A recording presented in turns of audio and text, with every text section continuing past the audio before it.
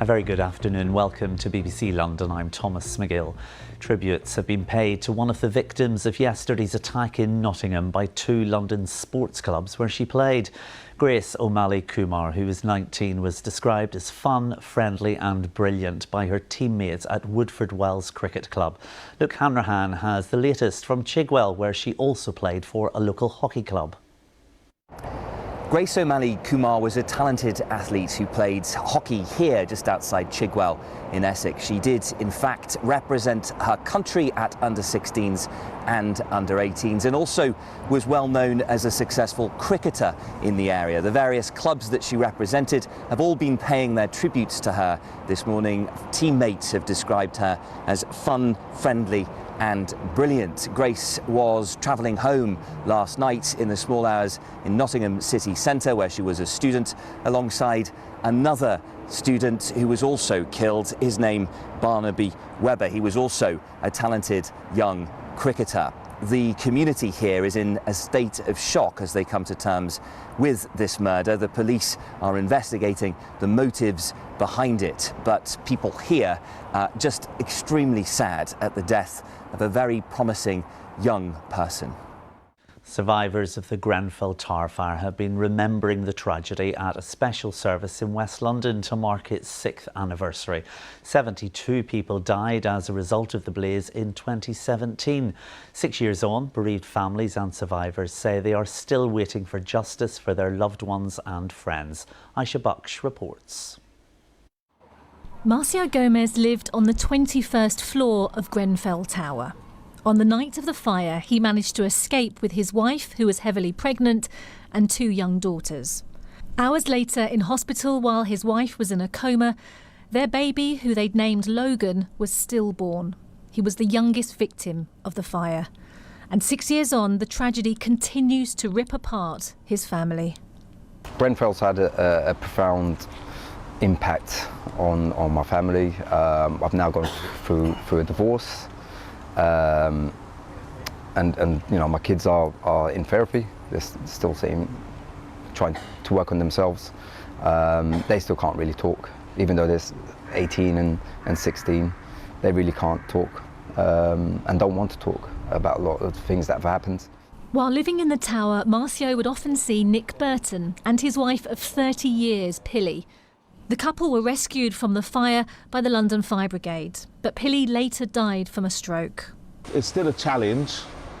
Like, we're 6 years on now, and every day's been a Grenfell day. So yeah, it's been hard to cope with, because I have no escape. You know, people come and go, but we're involved in it every single day. Baby Logan and Pilly were just 2 of the 72 victims who died as a result of the fire. The public inquiry into what happened has finished. There have been no convictions nor criminal charges. Well, the final report from the public inquiry is set to be published at the start of next year, and then it's up to the government to implement its recommendations. Meanwhile, the Met Police say their criminal investigation is still ongoing, and they're looking into a variety of offences, from corporate manslaughter to fraud. But 6 years on, many people I've spoken to are not necessarily pinning their hopes on either, instead creating their own change and hope while supporting each other. Across North Kensington, an area with a strong history of community activism, many projects and groups such as Hope Gardens help local residents and families deal with the ongoing trauma and fights for justice. If you've got strong roots, the tree won't falter. I think, as in any tragedy, if you let go of hope, then what is there? You know, in the situation that we found ourselves, it is a matter of hope being the one thing that we know we can have. Aisha Baksh, BBC London, North Kensington. And Radio London have an entire section on BBC Sounds dedicated to coverage of today's anniversary. Now, with temperatures expected to reach 30 degrees today, health bosses are warning of major disruption to services as the hot weather combines with the latest junior doctor strike. 3 days of industrial action started earlier in their ongoing dispute over pay after the government's offer of 5% was rejected by BMA members. We're seeing that even when we have what is called full staffing, that isn't enough to see patients. You're seeing patients who've been waiting in A&E for over 24 hours in pain, worried about what their condition is and if they're going to be able to get the treatment that they need to go back to life, to normal life. Well, the government says the latest walkout will put patient safety at risk and that they have made a fair and reasonable offer. And of course, if you've been affected by the doctor's strike, perhaps an appointment has been cancelled, then please get in touch. Email us your story at hello@bbclondon@bbc.co.uk. Now, a community centre in Barking and Dagenham, which opened as part of a £9 million initiative just 6 years ago, is now fighting to stay open. Everyone's Warehouse provides free upskilling workshops for free for users. Residents want to run the centre themselves and are now due to meet with the council. Samima Misbahudin reports.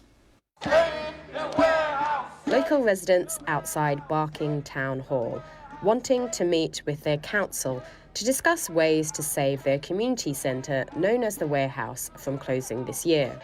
Opened in 2017, it provides facilities and resources that would rival most community centres in the capital, if not the country. There is a maker space, is a free space where people come together, upskill each other, make friends, it reduces isolation, it keeps young people safe. It's just our space. A lot of knife crimes happening, there's a lot of danger towards young people like myself. I feel like it's a good and a safe place where I could hang out and stay safe over there. The charity who run it, Participatory City, say they've run out of funding and plan to redistribute the assets to other community centres and charities in the borough. The council, who had provided the premises on a peppercorn lease, now wants commercial returns from the property. We have one of the poorest communities in the country. We have to do what's best for as many people as possible. So whilst we're not able to keep this one facility open, we know that everything else will be there for our residents. Now residents are looking to raise more money to save the centre and are even offering to run it themselves. They're calling on the council to help them achieve this and keep this valued resource open. Samina Misbahudin, BBC London. OK, time for the weather. Here's Kate Kinsella. Good afternoon. We are in for another hot day with temperatures widely expected to reach the high 20s. You can see a lot of sunshine. This was earlier on this morning, and from the satellite early you can see to the eastern side of the UK barely any cloud to speak of, and it's going to stay very similar through the afternoon. We do have a northeasterly breeze, so the Essex coast perhaps a degree or two cooler, but the further west you are, temperatures likely to reach around 30 Celsius.